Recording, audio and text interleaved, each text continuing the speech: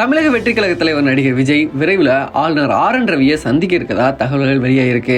அண்ணா பல்கலைக்கழக மாணவி பலாத்காரம் தொடர்பாக ஆளுநர் ஆர்.என். ரவியை சந்திக்க விஜய் நேரம் கேட்டிருக்காராம். அண்ணா பல்கலைக்கழகத்தில் மாணவி பலாத்காரம் செய்யப்பட்ட விவகாரம் தொடர்பாக நடிகர் விஜய் போட்டிருந்த போஸ்ட்ல சென்னை அண்ணா பல்கலைக்கழக வளாகத்துக்குள்ளேயே மாணவி ஒருவர் பாலியல் வன்கொடுமைக்கு உள்ளாகி இருக்கும் செய்தி மிகுந்த அதிர்ச்சியும் வேதனையும் அளிக்குது.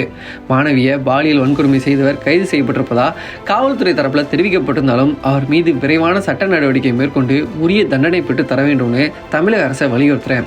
மேலும் இக்கொடூர கூட்டத்தில் வேறு எவரேனும் ஈடுபட்டிருந்தா அவர்கள் மீதும் உரிய நடவடிக்கை எடுக்கப்பட வேண்டும்னு போட்டிருந்தாரு.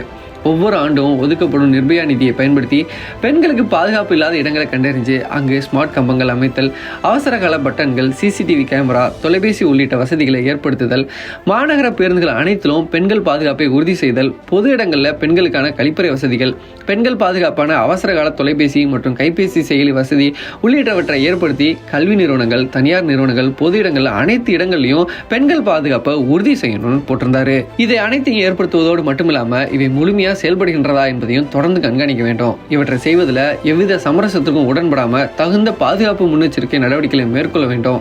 எவ்வித சூழலிலும் பெண்கள் மன வலிமைகளோடு தங்களை தாங்களே தற்காத்துக் கொள்வது தொடர்பாக போதிய சட்ட உதவி மற்றும் உளவியல் சார்ந்த விழிப்புணர்வை ஏற்படுத்த வேண்டும். இந்த விழிப்புணர்வை பெண்களுக்கு அவர்கள் கல்வி பயிலும் காலகட்டத்திலேயே அரசு ஏற்படுத்த வேண்டும்னு கேட்டுக்கொள்கிறேன்னு சொல்லியிருந்தாரு. இது மட்டும் இல்லாமல் இன்று காலை தன்னோட கைப்பட ஒரு கடிதமும் விஜய் எழுதியிருந்தாரு.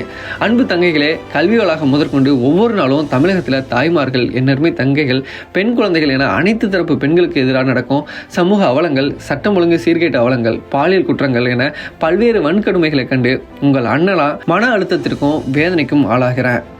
யாரிடம் உங்கள் பாதுகாப்பை கேட்பது? நம்மை ஆளும் ஆட்சியாளர்களே எத்தனை முறை கேட்டாலும் எந்த பயனும் இல்லை என்பது தெரிந்தது.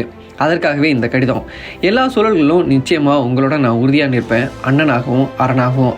எனவே எதை பற்றியும் கவலை கொள்ளாமல் கல்வியில் கவனம் செலுத்துங்க. பாதுகாப்பான தமிழகத்தை படைத்தே தீருவோம். அதற்கான உத்தரவாதத்தை நாம் அனைவரும் இணைந்தே விரைவில் சாத்தியப்படுத்துவோம்னு கடிதத்தில் விஜய் குறிப்பிட்டிருந்தார். இப்படிப்பட்ட சூழலை தற்போது இந்த விவகாரம் தொடர்பாக தமிழ்நாடு ஆளுநர் ஆர்.என். ரவியை சந்திக்க விஜய் நேரம் கேட்டிருக்காராம். அது இன்று இந்த சந்திப்பு நடைபெறும் அப்படின்னு பல்வேறு கட்ட தகவல்களும் வெளியாகிட்டு இருக்கு.